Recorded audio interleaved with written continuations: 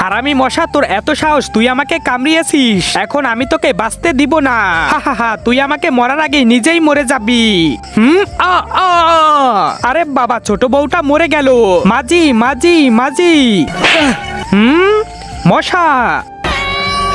হ্যাঁ, মাঝির জীবন নিয়ে নিল মশা, এখন আমার কি হবে?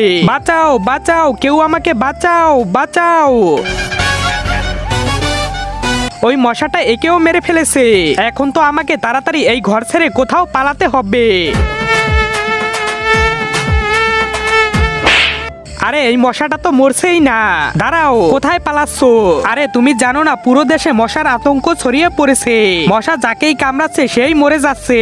এখন মশার থেকে বাঁচার একটাই উপায়, এই দেশ ছেড়ে পালাতে হবে।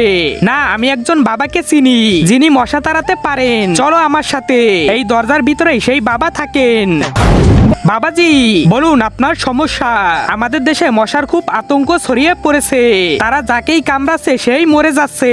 বাবাজি আমাদের বাঁচান। বাঁচাতে পারি, কিন্তু তার জন্য তোমাদের একটা মশা আমার কাছে আনতে হবে। ঠিক আছে, এক্ষুনি নিয়ে আসছি। এই মশা সাহস থাকলে আমাকে কামড়ে দেখা।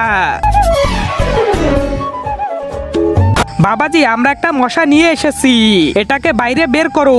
আরে বাবাজি, এটাকে বের করলে তো আমাদের মেরেই ফেলবে, আমার শক্তির উপর বিশ্বাস রাখো, বের করো এটাকে।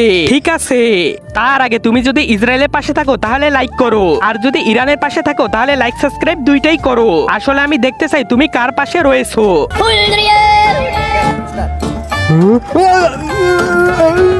এই বাবা তো মরে গেল, এখন আমার থেকে তোদের কে বাঁচাবে? আরে আমি তোকে বলেছি পালাতে, তুই ভণ্ড বাবার কাছে নিয়ে আসলি।